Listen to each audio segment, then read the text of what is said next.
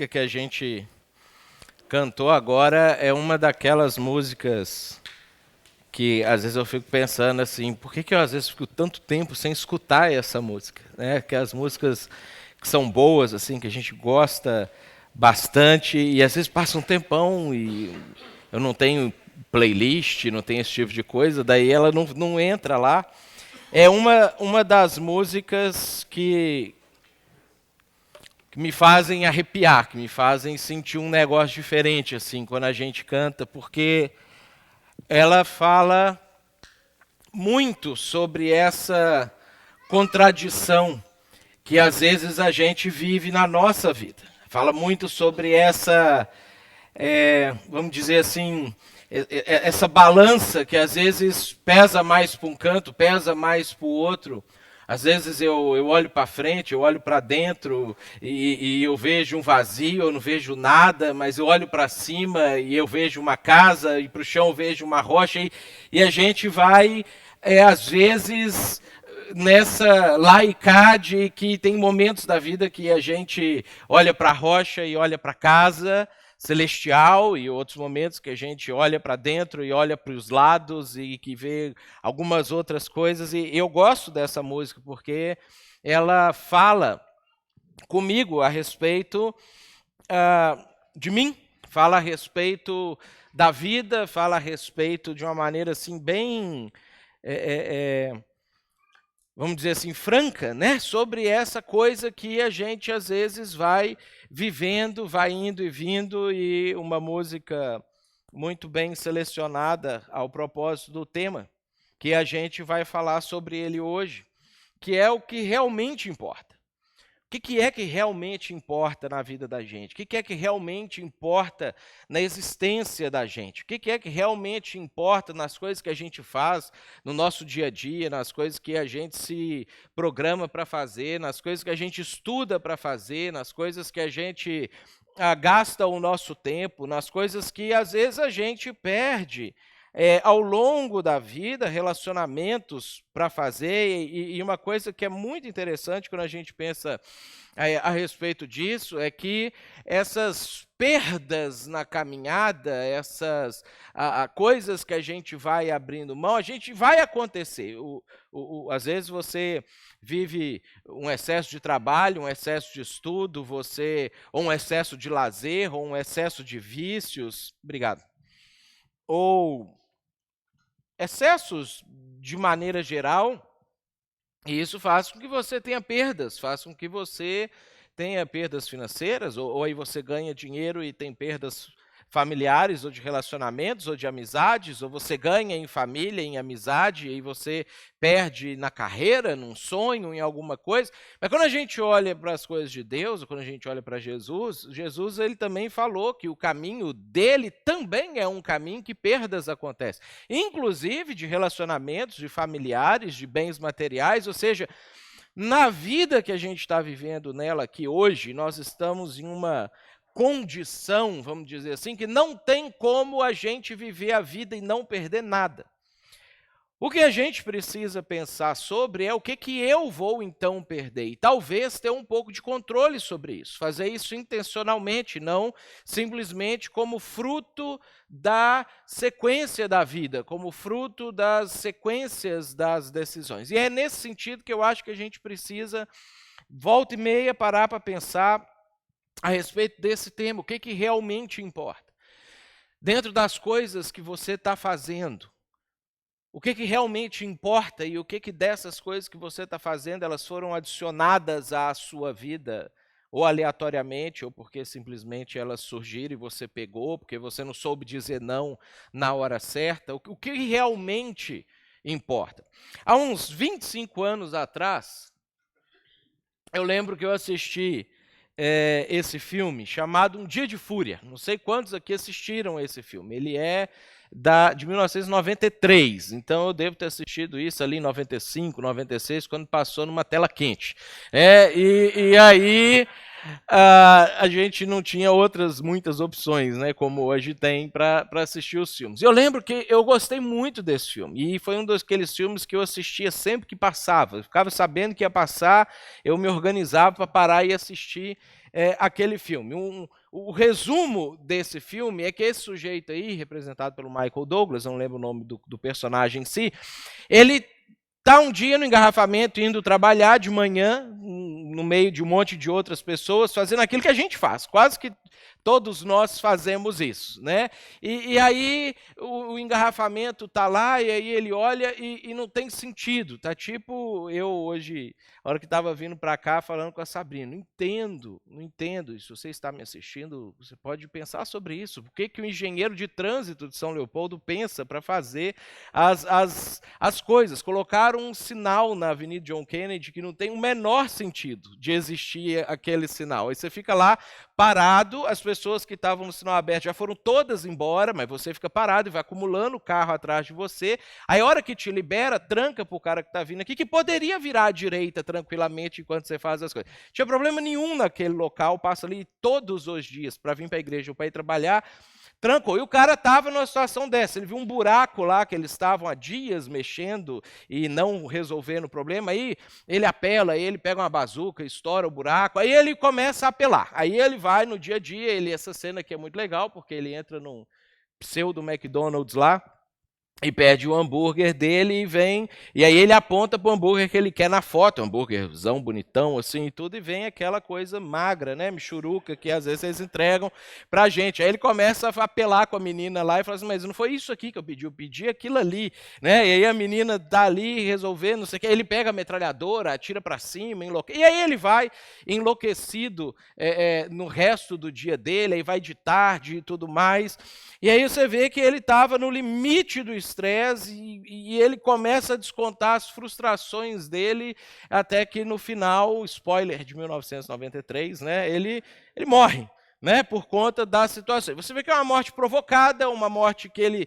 mesmo queria morrer, e no final você descobre que o gatilho inicial daquilo ali é um problema familiar, que ele teve, que foi acumulando com uma coisa, acumulando com outra, e ele surtou, e ele resolve naquele dia pôr tudo para fora e no final terminar com a própria vida dele. Eu nunca cheguei num nível parecido de estresse com o nível desse sujeito, mas eu noto que quando eu me sobrecarrego com coisas da vida, o meu comportamento altera. O meu jeito de ser muda, eu fico quase que incontrolavelmente diferente da pessoa que eu sou habitualmente, da pessoa que eu sou normalmente. As coisas que às vezes não me incomodam passam a me incomodar, e as que me incomodam um pouquinho só, parece que agora estão me incomodando profundamente. As minhas respostas a problemas cotidianos passam a ser desproporcionais com o tamanho efetivo que aquela situação tem. E aí, se vem um problema que não é cotidiano, a tendência é que a minha resposta seja pior ainda. E aí a gente vai entrando, às vezes, num ciclo de reações dos quais a gente se arrepende depois, porque depois você falou coisa que falou, mesmo que você não pense de coração aquilo ali, como é que você resolve aquilo ali? Como é que você volta atrás naquilo ali? Ou você fez, ou você toma uma decisão, ou você tem uma atitude no trabalho, ou você trata um cliente importante de um jeito que não deveria, ou você...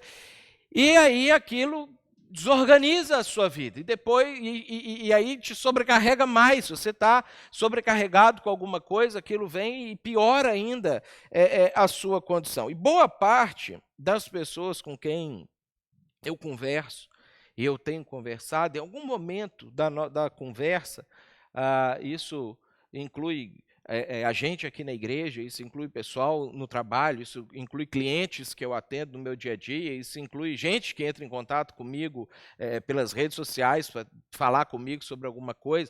Boa parte das pessoas com as quais eu converso, em algum momento da conversa, revelam para mim que se sentem sobrecarregados, que sente que está fazendo mais, talvez, do que o tempo para fazer tem, ou que está fazendo mais do que tem força para fazer, ou está fazendo mais do que as próprias emoções, ou do que o próprio desejo de estar fazendo alguma coisa teria. O Elias, ele contou o caso desse senhor que ele encontrou, e isso é interessante porque a nossa cultura ela não vê gente preguiçosa com bons olhos. Isso é bom, porque gente preguiçosa não é legal. Você ser preguiçoso é ruim. A Bíblia fala bastante sobre isso. Só que o problema é que, às vezes, a nossa reação a não ser uma pessoa preguiçosa, ela é desmedida para o outro lado. E aí, talvez, explica o porquê que pessoas que vão aposentar tentam se sobrecarregar de outras coisas na vida, ao invés de, agora eu vou desacelerar, vou curtir, eu vou aproveitar, eu vou fazer coisas que são realmente importantes, e vivem dentro dessa sobrecarga. Muitas vezes, a sobrecarga ela é causada por culpa. Você se sente mal de ficar à toa, você se sente mal de não ter muitas coisas para fazer. E aí você vê que as pessoas na sua volta estão sempre falando que tem muitas coisas para fazer. E aí você, às vezes, não dá conta de participar dessas conversas. Aí você se sente mal, você assim, será que eu estou sem nada para fazer? E a gente tem meio que aquelas competições, né, de pessoa falar que dormiu 6 horas na última noite. Você quer poder falar que você dormiu 5, né? Você não quer ficar para trás nesse negócio. A pessoa falar que está um pouco cansada, você quer falar, eu estou mais, e aquelas coisas assim, porque a gente às vezes sente culpa de não estar sobrecarregado. E aí a gente vai ou acrescentando coisas na vida da gente por conta disso. Às vezes é um mau uso da agenda.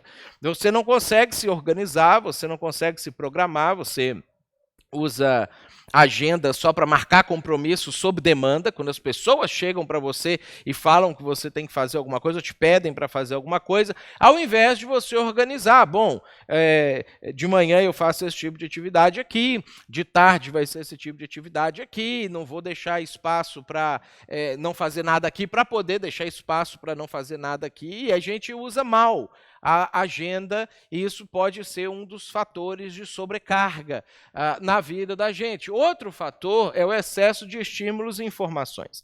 A gente recebe contato, mensagem no WhatsApp, mensagem no Messenger, e-mail, telefonema, recado, uma dica, um pop-up, um negócio, alguém entra na sua sala e te pede um negócio o dia inteiro. E aí, se você parar para notar, é difícil você começar uma atividade e concluir aquela atividade sem nenhuma interferência no meio daquilo ali. O comum é que você inicie uma atividade e aí daqui a pouco você starta uma outra atividade aqui e vai tentando tocar as duas com as abas do computador, ou com o celular, ou com os clientes no telefone, e aí daqui a pouco você começa mais um, você marca com alguém, aí senta com a pessoa para bater um papo, alguém te liga, você pede essa pessoa para esperar e atende o telefone e tenta resolver o problema do telefone.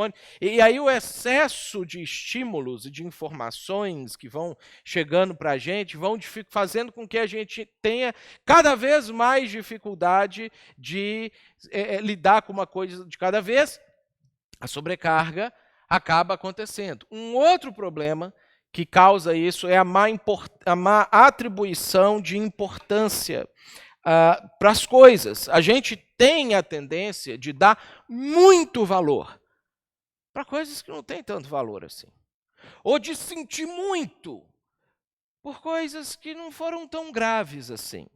Ou às vezes de achar que a gente tem que resolver um baita de um problema de uma coisa que talvez nem era para resolver, deixa que é um incômodo que se desfaz. E aí a gente vai atribuindo uma carga de peso emocional e de tarefas e de funções maior do que, às vezes, a coisa propriamente tem. Só que o problema é que você vai sentindo isso. E aí essas coisas vão sobrecarregando, sobrecarregando, sobrecarregando. E a consequência, ou complicado, é que as reações que nós temos por causa disso, elas não são nada boas, elas não são nada saudáveis para a vida da gente. Alguns de nós passam a ter dor de cabeça. E eu acho engraçado, e às vezes eu vejo, isso é uma coisa que eu não tenho, eu fico feliz de não ter dor de cabeça, devo ter tido 3 dores de cabeça minha vida inteira, assim, toda ela, uma doença bem grave que eu tive, aí deu uma dor de cabeça. E eu vejo gente que convive com isso quase que diariamente, se não diariamente, e parece que isso já é normal, é tipo assim, não, minha vida é assim, eu tenho dor de cabeça. Tem gente que tem problemas com sono, né? para mais ou para menos. Gente que não dá conta de dormir na hora certa, ou que dorme menos do que deveria, ou não consegue acordar na hora certa, quer dormir mais do que deveria, e vai convivendo com isso como se fosse normal. E aí a gente tem excesso ou falta de apetite, chora fácil, de repente qualquer situação desaba em choro, e aí chora e não consegue se controlar, e às vezes está numa circunstância que precisa ter o domínio da emoção, tem uma pressão mesmo acontecendo aqui e tudo, mas você precisa resolver aquilo, e aí não consegue, e chora, crise de ansiedade, desesperança, dificuldade de memorização, e aí vai, a lista é longa disso aqui. E eu não vou, obviamente, pedir você para levantar a mão, mas eu acredito que mais da metade das pessoas que estão aqui se identificam com alguns desses sintomas. Estão vivendo e convivendo com algumas dessas coisas. E às vezes convivendo há tanto tempo que acha que a vida é assim. É isso aí que é normal. É assim mesmo que eu sou desse jeito. E a gente vai meio que assimilando os sintomas desses problemas. E aí, a tendência nossa, quando a gente está sentindo esses tipos de coisa aqui, é buscar um remédio para amenizar. Aí você procura um remédio para você tolerar um pouco a sua dor de cabeça, você procura um remédio para você melhorar a sua memória, você procura um remédio para você lidar com esses sentimentos, às vezes, que estão meio que descontrolados dentro de você, um anti-ansiolítico, um analgésico, para ver se você alivia um pouco isso para continuar vivendo, porque nem tem esperança de que isso cesse na vida, de que isso deixe de ser uma coisa normal para o dia a dia. Só que o problema é que esses sintomas, eles são reações naturais do corpo da gente, tentando avisar para a gente, olha, tem um negócio errado que você precisa resolver. Você está vivendo um estilo de vida que você não deveria estar vivendo.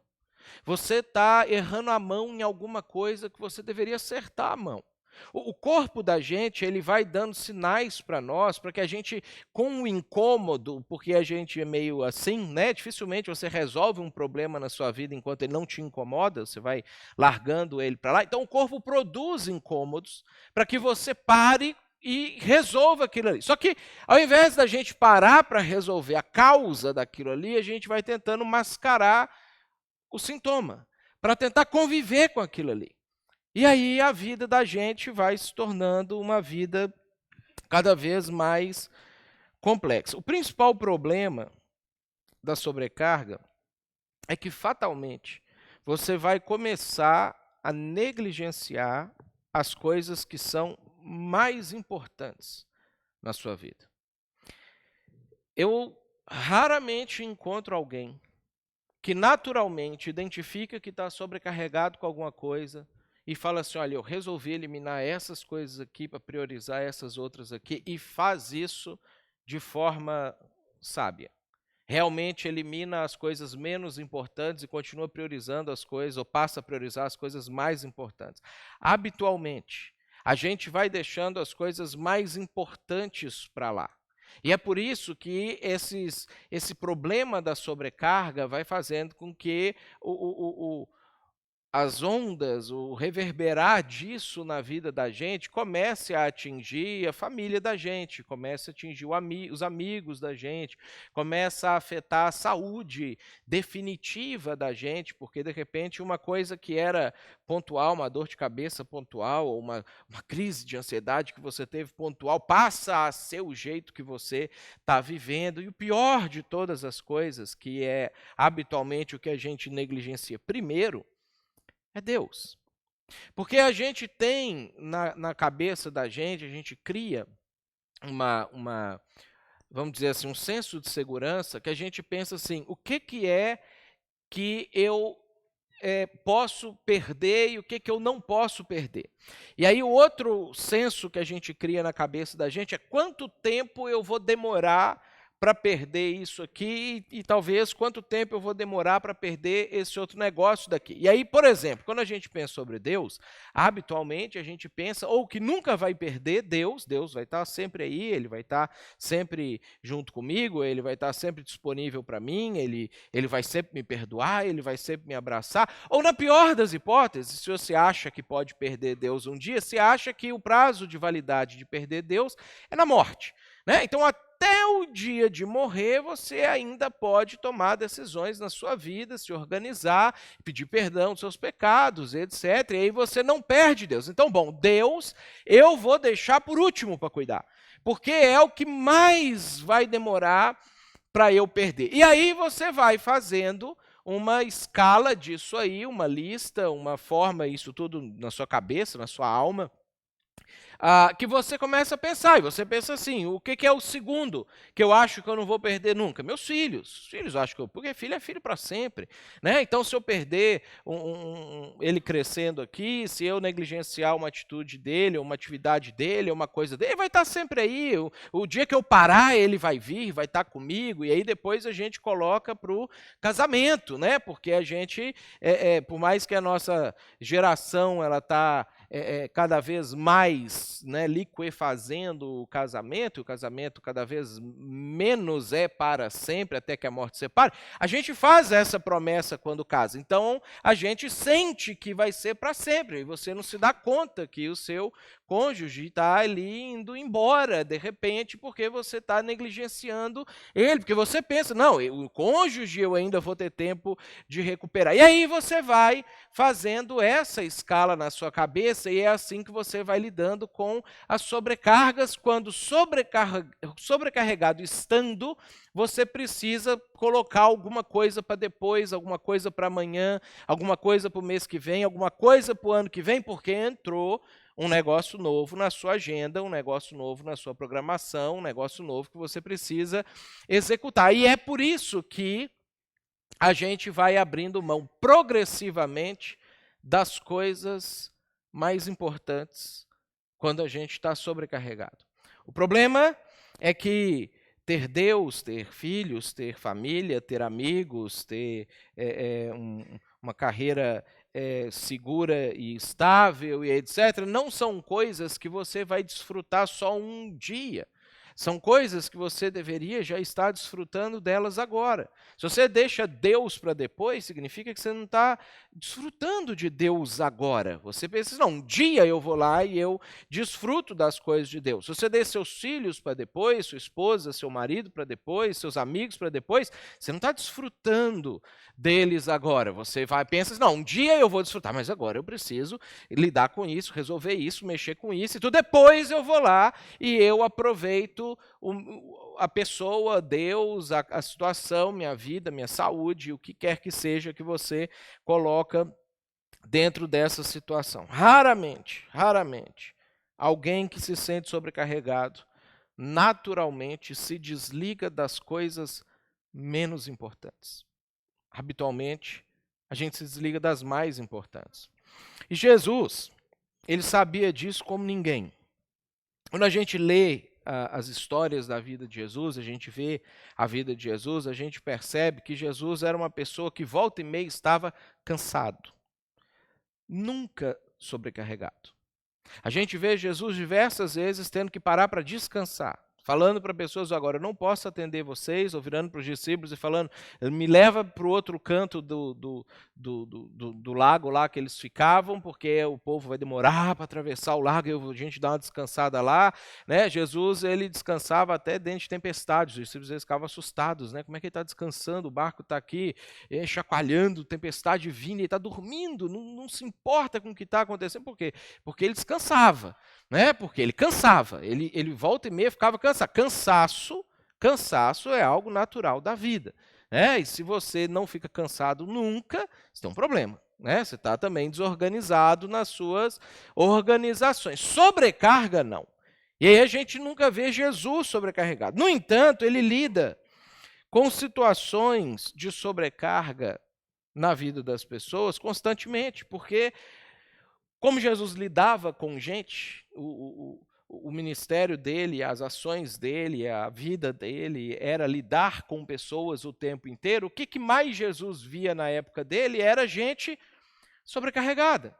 Então ele falava sobre esse assunto constantemente, ele conversava com as pessoas sobre isso constantemente, ele lidava com esse problema constantemente. É interessante que Jesus ele sempre vai apresentando para as pessoas soluções para a sobrecarga, que as pessoas, incluindo nós, e a gente é bem igual o pessoal lá atrás, a gente estava conversando, acho que ontem, aqui depois do estudo bíblico, falando sobre como que o pessoal de antigamente conseguia fazer uns negócios de engenharia bacana, conseguia fazer tipo a pirâmide, conseguia fazer obras fantásticas, né? Que às vezes o pessoal fala assim, não, devia ter ETs que carregavam negócio para as pessoas e não sei o que e tudo, porque a gente acha que as pessoas de antigamente eram estúpidas, né? A gente pensa assim, não, eles eram tipo uns macaquinhos melhorados, a gente é que é inteligente, não sei o que. Não, as pessoas de antigamente eram exatamente iguais a gente, eles não tinham tecnologia, mas eles tinham inteligência, capacidade de pensamento, de desenvolvimento, de percepção, e viviam a vida deles exatamente igual a gente, com outros fatores que desencadeavam os mesmos sentimentos, as mesmas circunstâncias. Por isso que quando Jesus ele dá o remédio para a turma lá atrás, o remédio vale para a gente também. E por isso que quando o pessoal lá atrás rejeitava o remédio, aponta para nós que temos a tendência de rejeitar o remédio hoje também, por exatamente as mesmas razões que as pessoas rejeitavam o remédio lá atrás. Um dia, talvez, esse ano ainda, eu vou falar para vocês sobre a história do Naamã, que para mim é uma das histórias interessantes sobre como que a gente é cabeça dura de rejeitar as soluções de Deus e às vezes a gente vive a vida inteira estupidamente tentando fazer do nosso jeito, sendo que Deus fala, mas já disse como é que é, o problema é seu agora de não fazer. A gente vai vivendo a vida assim. E um dia, justamente para não ficar sobrecarregado, Jesus parou para descansar.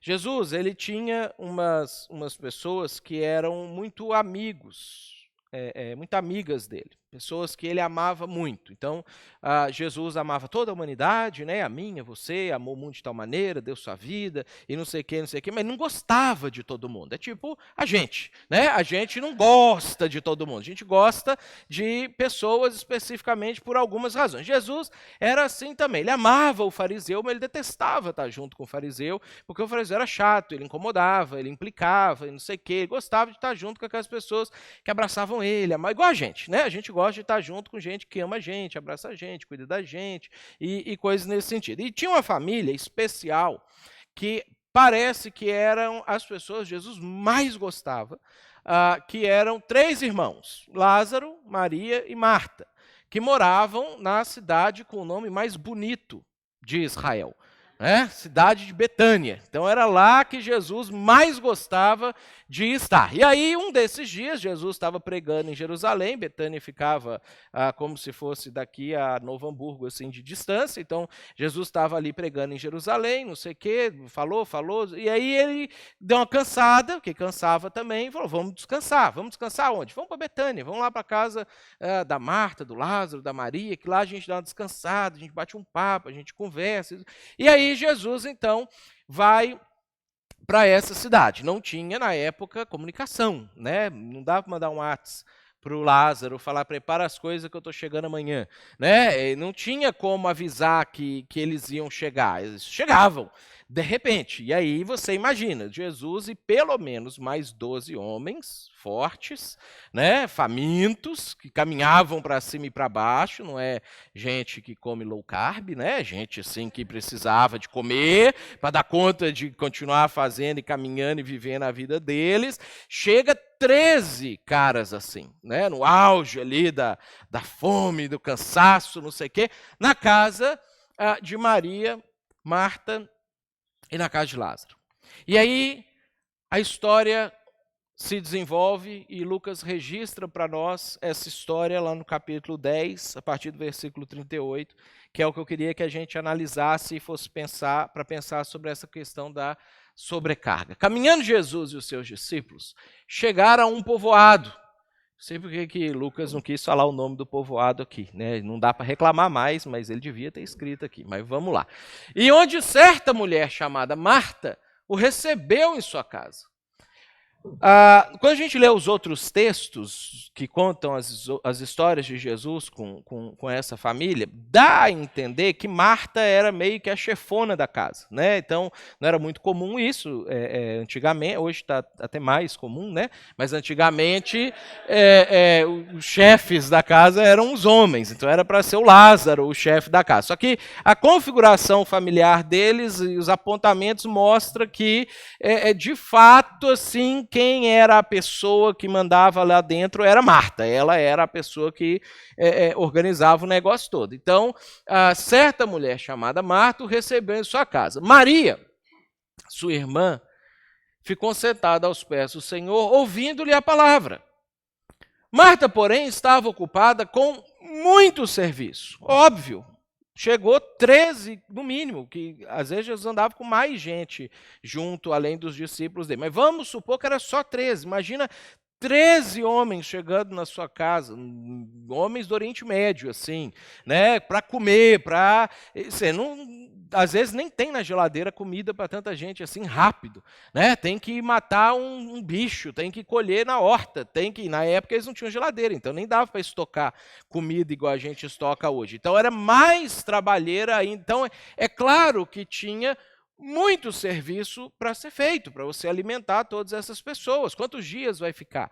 Né? Vai dormir aqui, tem que ter janta também, tem que ter café amanhã de manhã para a hora que sair. E o que acontecia é que, às vezes, quando Jesus chegava nesses lugares, o pessoal ficava sabendo que Jesus chegou e juntava gente na casa da pessoa. E como que alguém, hoje a gente dá conta assim de ser mais mal educadinho e falar, não, eu não posso te atender, não sei o que, você fica bravo. Mas como que você faz isso na frente de Jesus?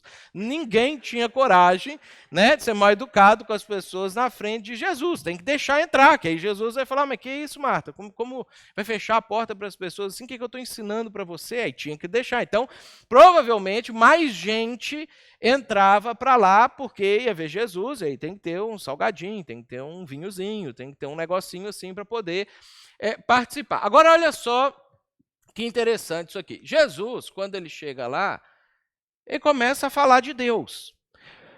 Porque para Jesus falar de Deus ou sobre Deus não era cansativo. Jesus tinha prazer nisso. A gente vê inúmeras vezes. Jesus, em algumas situações que ele ia comer, que ele ia fazer um outro negócio e que alguém chegava a fazer uma pergunta sobre Deus, que ele parava tudo. A ideia que os textos dão para a gente é que os olhos de Jesus brilhavam com isso. Era um negócio que ele ficava empolgado, que ele falava assim, nossa, isso é uma coisa que eu mais gosto de fazer, deixa eu falar com você então. E falava. E era o que ele estava fazendo, ele gostava, tinha prazer de fazer isso. E era bom porque não estava no meio dos fariseus, saduceus, o pessoal ficava fazendo pegadinha com ele, fazendo pergunta imbecil, fazendo pergunta para poder avacalhar com ele. Era gente que queria aprender, queria mesmo estar junto ali. Jesus, me conta, e como é que vai ser o céu, e como é que funcionam as coisas, e como é que Deus pensa sobre isso, e como é que funciona aquilo. Jesus contava as coisas e tudo. E aí Maria, que é uma das irmãs, das pessoas que compunham aquela família, uma das donas da casa, uma das pessoas que também teria a responsabilidade de servir, de cuidar, de cozinhar, de fazer as coisas. Ouvindo Jesus contando histórias, você imagina, eu também ia querer sentar lá e ouvir. Né? Ela senta aos pés de Jesus e começa a ouvir o que Jesus está contando. Né? Larga o paninho de prato ali, larga a colher na cozinha, né? Passa ali a mão no cabelo, ali senta e fica prestando atenção. E aí o pessoal está conversando, e Marta cozinhando. Aí, a gente vai continuar lendo esse texto aqui da perspectiva de Marta, porque é meio que a nossa perspectiva na vida. O que você sentiria com uma situação dessa? Eu fico imaginando as coisas que começaram a passar na cabeça de Marta. Eu também queria estar sentada ali ouvindo Jesus, mas se eu não fizer a comida, quem que vai fazer? Mas quem que ela pensa que é para estar fazendo aquele tipo de coisa ali? Mas olha só o que vai acontecer. E aí eu fico imaginando a cabeça dela, ela se enchendo, e mata a galinha, e brava com aquilo ali, e arranca a cabeça da galinha lá mesmo, mas queria estar arrancando a cabeça de outras pessoas, e pensando aquelas coisas, e amassa o pão, e faz o negócio, e não sei o quê. E aí tem um momento que estoura, não dá mais. E olha só, o que Lucas conta que ali devia já ser umas 11h30 da manhã, aconteceu com eles. Aproximando-se dele, de Jesus, perguntou. E aí eu fico imaginando a pergunta, porque Jesus estava meio que sentado numa cadeira lá, num banco, sei lá, num toco, onde é que estava, e um monte de gente assim, reunido, sentado, uns de pé ouvindo assim, querendo saber o que ele está falando. Aí Marta, dona da casa, pode, né, se meter no meio lá, ela entra no meio das pessoas, não sei o quê, porque fala que ela aproximou dele, ela não gritou, né, lá da cozinha, não foi, pôs a cabeça na janela, não sei o que, ela chegou perto, né, de Jesus. Eu imagino uma colher de pau na mão, né, um pano no braço, um aventalzinho, aquele negócio todo, a touca no cabelo para não cair cabelo na comida, aquele negócio todo. E ela chega para Jesus e olha a pergunta. Olha a pergunta e pensa que tom de voz deve ter sido feita essa pergunta, do jeito que ela foi construída. Senhor, não te importas que minha irmã tenha me deixado sozinha com o serviço? Diz-lhe que me ajude. Eu não acho que ela chegou para Jesus e falou assim, Senhor, você não se importa, não? Porque não é assim que a gente chega e fala quando está nesse nível que Marta estava. Quando você fala para alguém, você não te importa, você está falando assim com e olha só o que acontece, ou como que Marta se aproxima de Jesus. Ela questiona Deus. Olha a petulância dessa mulher. A insolência dessa mulher. Ela chega para Deus, Criador dos céus e da terra. Dela, inclusive, que Deus criou ela. O que tem toda a sabedoria do universo. E faz uma pergunta insolente e depois dá uma ordem. Diz-lhe que me ajuda. O senhor vai falar nada, não? O senhor vai deixar isso acontecer desse jeito? Onde é que o senhor está com a cabeça?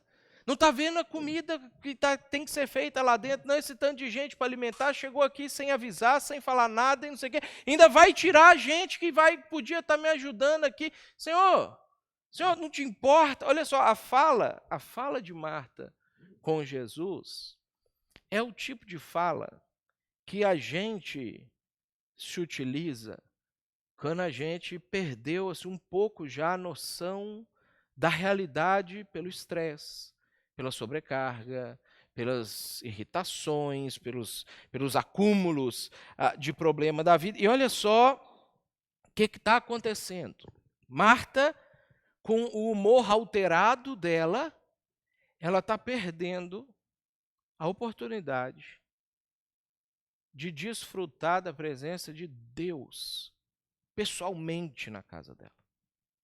Algo que eu tenho certeza que qualquer um de nós gostaria muito de ter uma oportunidade de poder sentar do lado de Jesus assim, e Jesus estava na casa dela. Eu acho que não deve ter uma coisa mais fantástica que pode acontecer na vida de alguém, de um ser humano. E ela está perdendo.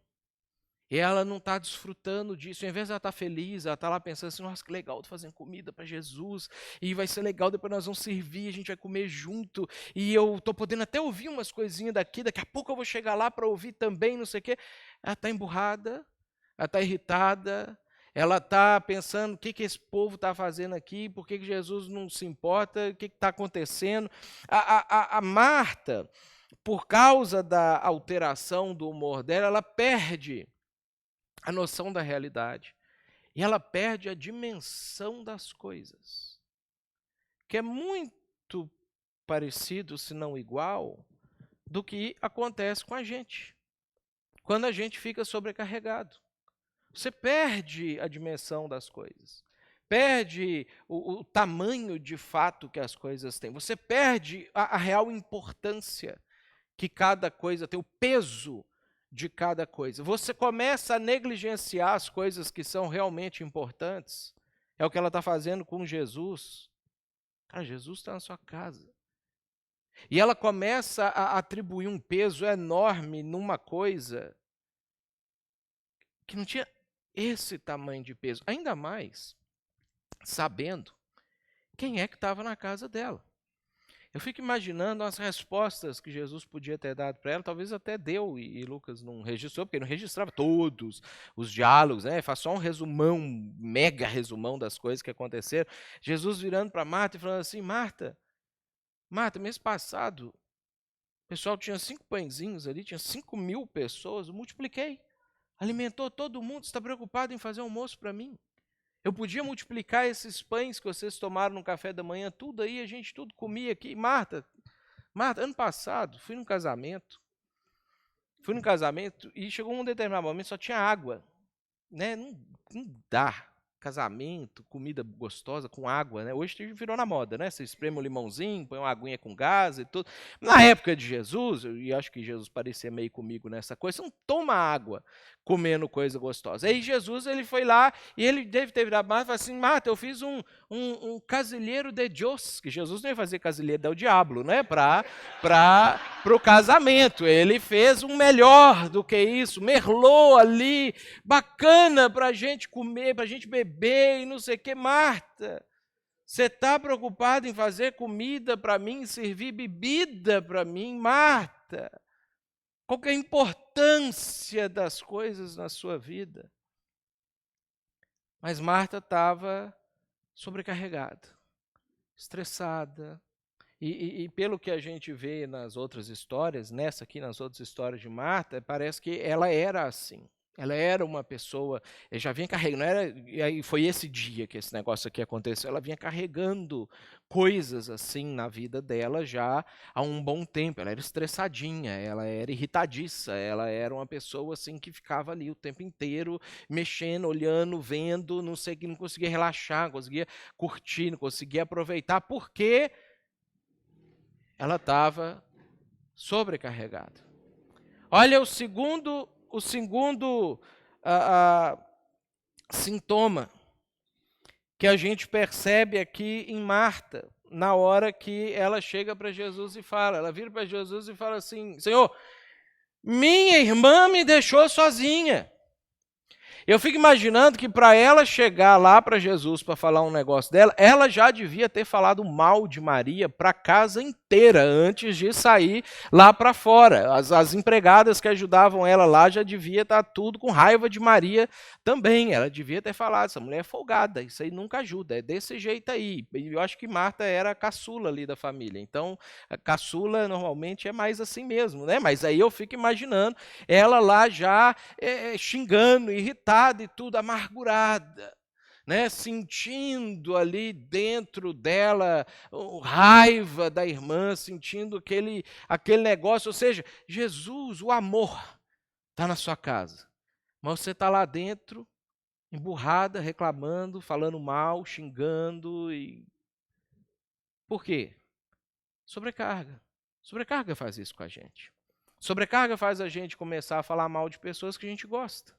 Faz a gente começar a falar mal de pessoas que não tem nada a ver. Faz a gente começar a se irritar com coisas que as pessoas fazem que não era de fato para poder irritar a gente. A gente começa a ficar ressentido com as pessoas. Talvez aconteça esse tipo de coisa com você também. Você chega um marido seu lá chega em casa, e aí você está na cozinha, o marido chega, senta na frente do sofá, liga a televisão, você fica assim: tá lá assistindo televisão, eu estou aqui cozinhando, eu estou fazendo negócio, e vai ficando com ressentimento. O marido está bem tranquilão lá, né? Ou acontece, às vezes, do outro jeito. O marido sai para trabalhar e fica: essa mulher não trabalha tanto quanto eu, fica em casa, não está fazendo nada, ou ganha menos ali, não está ajudando, eu estou aqui trabalhando, não sei o quê, e a mulher não faz nada. Às vezes você fica assim com os seus filhos, começa a pensar, porque eu na idade deles trabalhava, eu já ajudava em casa, eu já fazia as coisas, e esse aí tá aí, só fica jogando videogame, eu fazendo nada, né, na vida dele o tempo inteiro, e não sei o quê, porque a gente fica ressentido. E a gente começa a descarregar esse troço, porque senão você estoura, nas pessoas, que não tem nada a ver com as coisas. Daí, que bom que alguém está podendo desfrutar um pouquinho de coisa boa, que bom que o seu filho não precisa trabalhar para vocês sobreviverem. Você ensina ele a trabalhar para ele não ser vagabundo na vida, mas não precisa dessa tensão toda. Que bom que seu marido pode sentar um pouquinho, você pode ajudar ele. Que bom que você pode servir a sua mulher. Que bom que as pessoas podem desfrutar de algumas coisas boas na vida de vez em quando por sua causa. Que bom que você pode servir as pessoas de vez em quando. Que bom que você pode proporcionar alegria, felicidade, conforto para as pessoas de vez em quando. Mas quando você está sobrecarregada, quando você está pesado, quando você está fazendo coisas que não deveria estar fazendo na sua vida, você não consegue conviver com o bem-estar, alegria, felicidade, sucesso de outras pessoas. E é isso que está acontecendo com Maria nesse exato momento.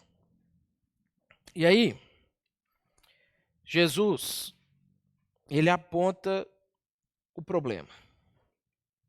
Quando ela fala isso para ele, e por mais que ela falou pertinho dele, não foi baixinho, né? Provavelmente ela falou para Maria ouvir também, e a turma em volta ouvir, senão Lucas não teria ficado sabendo disso 35 anos depois. Você imagina, essa história correu 35 anos. Então o pessoal ficou, um dia eu estava lá e falou isso. A história espalhou porque Marta fez o troço bem feito. Aí Jesus vira para Marta e responde para ela. É legal como que Jesus ele responde. Primeiro, ele chama ela 2 vezes, porque é a forma literária da Bíblia mostrar para a gente que a pessoa é diferente desse tom de voz aqui, que você vê que é um tom de voz tenso, né? Para você ver que a pessoa falou com um tom de voz tranquilo, né? Marta, Marta.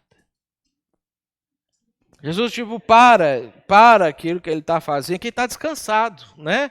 Ele sentou, vai ter comidinha depois, ele está batendo um papo agradável com os amigos dele, não sei o quê.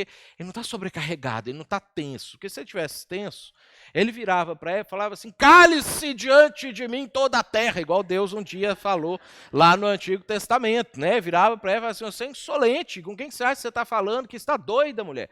Né? Ou qualquer coisa assim. Jesus não, Jesus estava cansado, mas estava descansando e não era uma pessoa sobrecarregada. Ele vira para ela e fala assim, Marta, mas gente, só um minutinho aqui, deixa eu bater um papo com a Marta aqui. Marta. E olha só o que Jesus fala.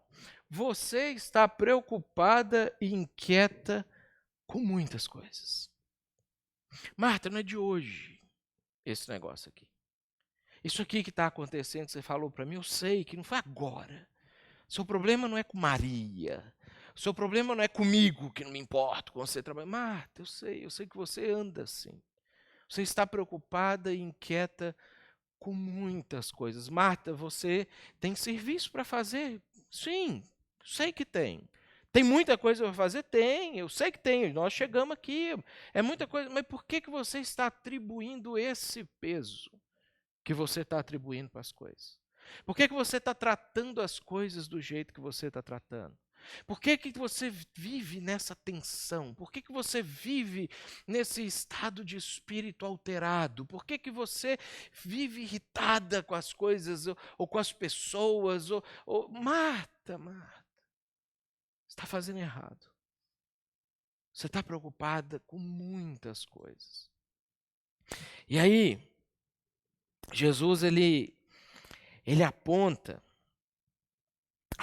para a solução, e eu acho que é interessante que eu fiz aqui para o versículo 42 uma junção do texto da revista atualizada com a NVI, porque a NVI escapou esse pedaço que Jesus fala. Jesus fala uma coisa bem construída na resposta de Marta, então eu fiz essa junção no texto, e aí Jesus ele responde para Marta o seguinte, entretanto, poucas são necessárias.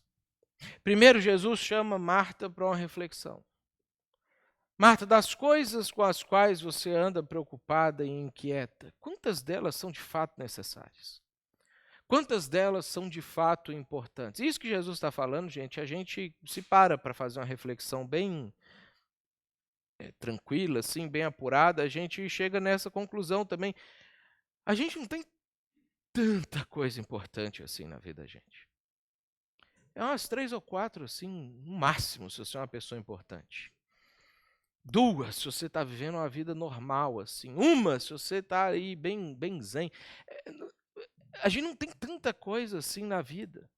Coisas pesadas, problemas seríssimos, coisas assim que vão acabar com a vida da gente, com a família da gente, que pode deixar a gente passando fome, deixar a gente na miséria, deixar a gente numa crise profunda, São poucas coisas na vida que levam ou podem levar a gente para um estágio de desespero nesse nível, que podem tirar a vida da gente, seja literal, seja simbolicamente, nesse nível. E aí Jesus, ele vira para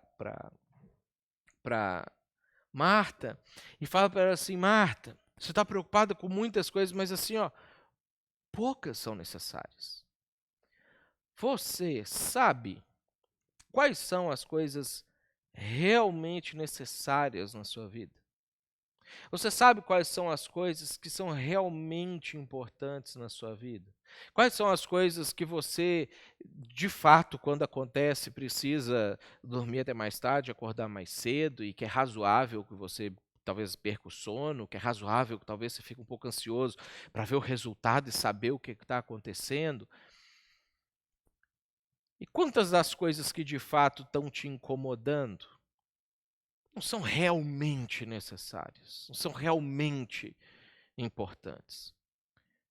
É interessante que Jesus, ele não fala para Marta, nesse momento aqui, quais são as poucas coisas necessárias, porque para Marta são algumas, para mim são outras, para Jesus eram outras, para Pedro eram outras, para o Bruno são outras, para o cara que nasceu na Europa é de um jeito, para o cara que nasceu na África é de outro jeito. Dependendo de onde é que você está, da sua cultura, da sua história de vida e de não sei o que, você tem coisas importantes diferentes das outras pessoas, mas você precisa saber quais são essas coisas. O que de fato é importante na sua vida? São essas coisas que te incomodam? São essas coisas que tiram o seu sono? Porque se você consegue de fato direcionar as suas emoções somente para essas coisas, sua qualidade de vida melhora e você consegue desinverter a lista de prioridades que você estabeleceu de modo errado por causa da sua ansiedade. Porque você vai descobrir que nessas poucas coisas que são necessárias, normalmente são aquelas coisas que de fato melhoram a sua vida, te trazem paz, te trazem alegria, te trazem saúde, te trazem bons sentimentos, te trazem boas emoções, que você tem que dar uma cuidada quando ela desanda, porque se dá uma cuidadinha aqui, que se ela desandar totalmente, sim, vai prejudicar bastante a sua vida, mas depois que consertou, sua vida vai fluindo de novo. Esse excesso, às vezes, de ganância que a gente tem, que a gente nunca está satisfeito com nada, que a gente sempre quer mais uma coisa, que a gente nunca está feliz com o que a gente tem, porque as pessoas dizem que a gente precisa ter mais, a televisão diz que a gente tem que ter mais. Por acaso, assim, deu uma pesquisadinha no Google ali, numa marca de carro, só que você ficou curioso, porque o farol era um pouquinho diferente. Depois, todos os dias, você abre o Facebook, você abre seus e-mails, você abre seu celular e alguém está mandando a propaganda do carro para você, falando: você não vai ser feliz se você não tiver esse carro é o carro da sua vida, é assim que você tem que viver. Se você não fizer isso agora, quem vai ser você? Fulano tem o carro, seu vizinho já deve ter esse carro também. E vai, porque o Google está ouvindo a gente aqui agora, né? A gente descobriu. Você bate um papo com uma pessoa assim: puxa, eu queria tomar uma Coca-Cola hoje. Eu abro o meu celular, vem milhares de propaganda da Coca-Cola, que você não vai ser feliz mais se não tomar Coca-Cola. E aí me liga um troço dentro da minha boca, eu fico ansioso por causa daquilo ali, e aí eu fico nervoso, e aí eu quero Coca-Cola. Aí alguém vai parar para conversar comigo no final do culto, eu fico pensando: tá me atrasando, eu tinha que chegar em casa logo para tomar Coca-Cola. Eu vou ficando irritado com aquele negócio, não sei o quê, porque a gente começa a atribuir peso para coisas que não são importantes. E a gente tira o peso das que de verdade são importantes. E aí Jesus, ele conclui esse assunto, quando depois que ele faz essa pergunta para Marta sobre o que de fato vale a pena na vida, e o que não vale a pena a vida, Jesus ele conclui isso aqui e fala para Marta assim: Marta, ou mesmo uma só. Porque até as algumas coisas que são necessárias, as poucas coisas que são necessárias, quando você olha para o macro, para o total, elas às vezes nem são tão necessárias assim. Talvez uma só coisa é necessária, Marta. E Maria escolheu a boa parte, essa não lhe será tirada. Você acha que eu vou mandar a Maria ir fazer comida, sendo que pode comer todo dia? Mas eu só vou estar aqui hoje e eu vou voltar mais uma vez aqui depois que o Lázaro morrer e depois nunca mais. Vocês vão sentar comigo? Já parou para pensar, Marta, que essa é a penúltima vez que a gente está junto?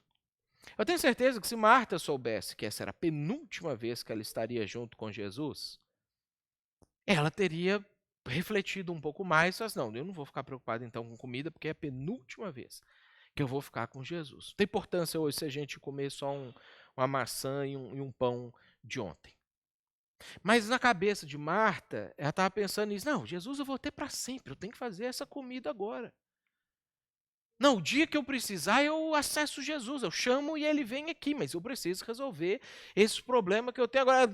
Estou. E aí Jesus vira para ela e fala assim, Marta, na verdade mesmo, só tem uma coisa que é importante, que é necessária. Todas as outras coisas, elas têm que gravitar em torno disso. Eu sou importante. Estar comigo é importante.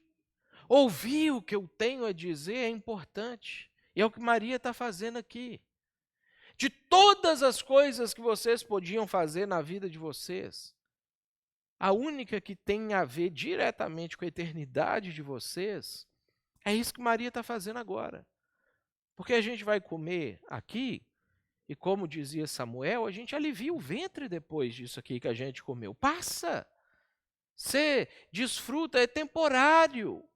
Mas essa conversa que eu estou tendo com Maria, daqui a 5.000 anos, isso vai ter valido a pena para ela ter sentado aqui e ouvido o que eu estou falando.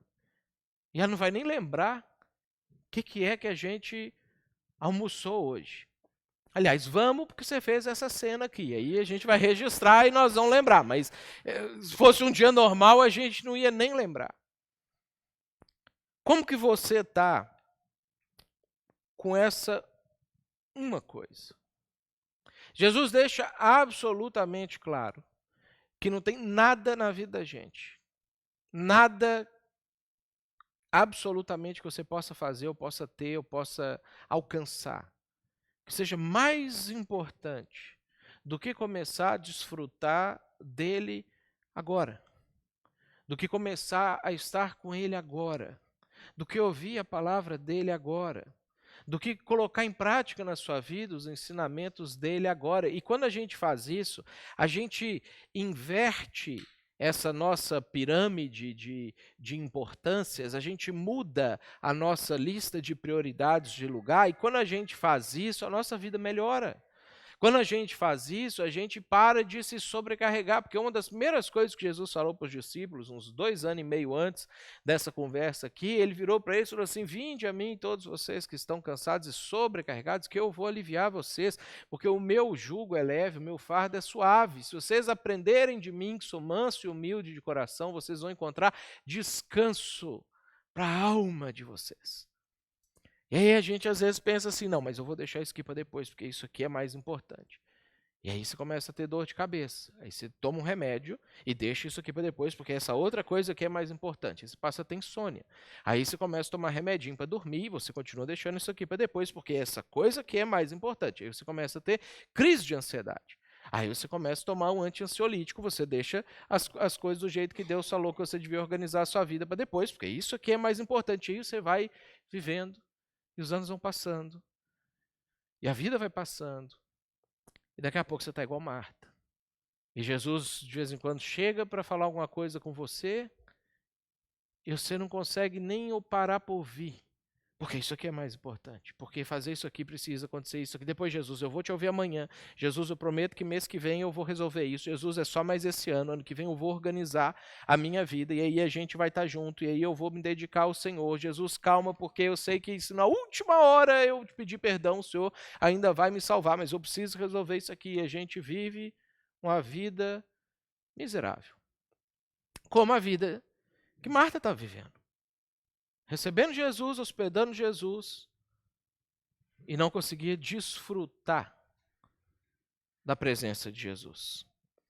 Maria entendia que comer se come todo dia. Estar com Jesus, não. Maria estava feliz.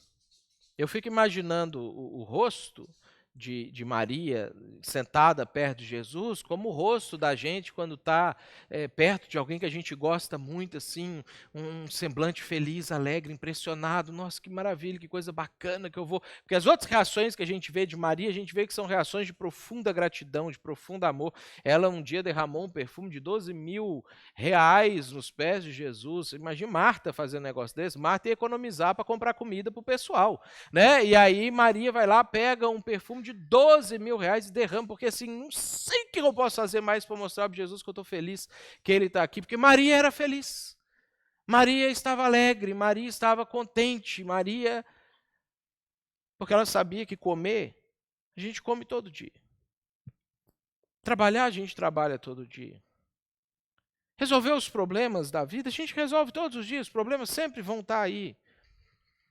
Estar com Jesus, não.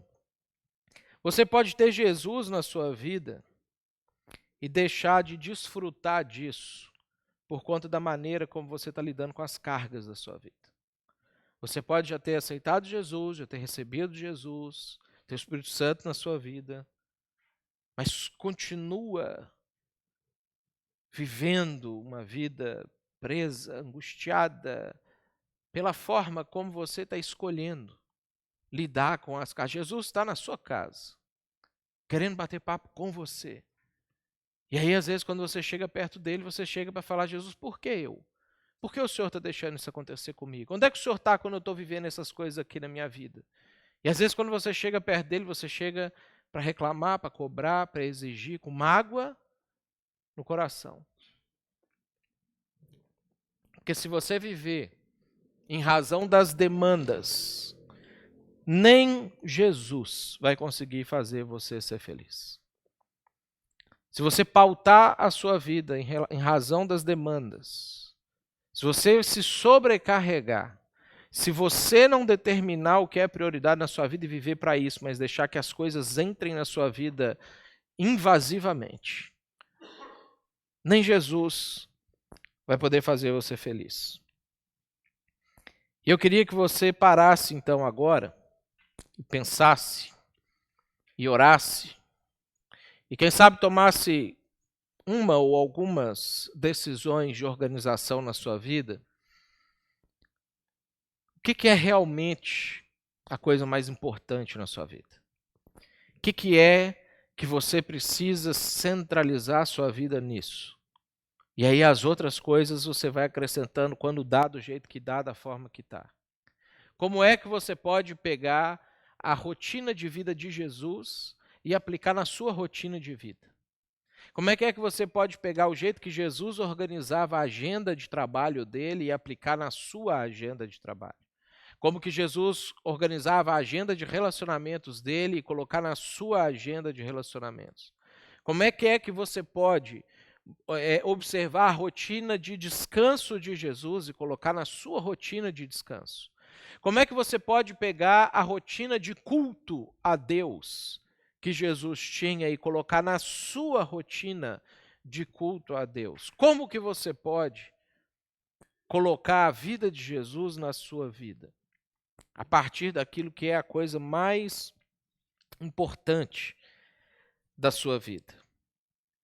E aí eu queria deixar duas ações práticas para você pensar e fazer nessa noite. Primeiro, Discirna o que são as poucas coisas, aquilo que Jesus falou, que poucas coisas são realmente importantes. E faça uma agenda. E comece a colocar essas coisas dentro da agenda e viva aquilo ali. Não viva sob demanda, não viva a partir das coisas que vão surgindo do jeito que surgem. Coloca o horário que você tem que trabalhar, você coloca ali na sua agenda. O horário que você acha que é o melhor horário para você comer, para você ter a sua alimentação saudável, você coloca ali na sua agenda. O horário que você acha que você deveria dormir, que você deveria acordar para você ter uma vida saudável, coloca aquilo na sua agenda.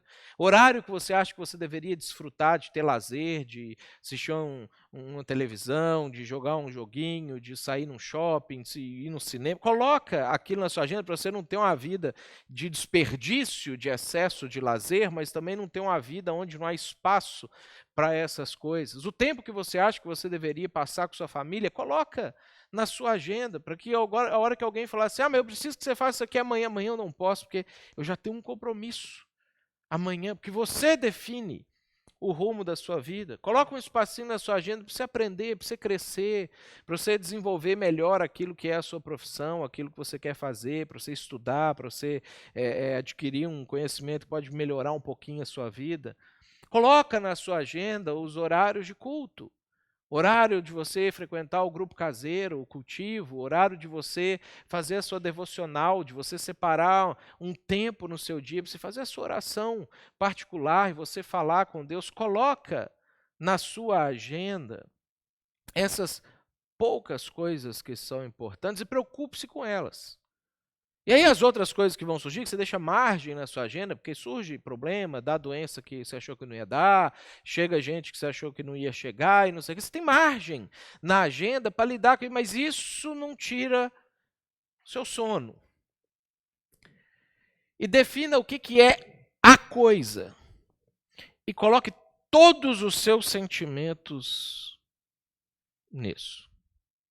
Todos os suas ansiedades, as suas preocupações, o seu senso de urgência, aí você coloca nessa coisa, que é as outras coisas vão estar tudo sob controle ali em cima, na agenda. E a sua alma, o seu coração, você coloca nisso que Jesus disse que é a coisa que importa no final de tudo. Vamos ficar de pé para a gente orar sobre isso?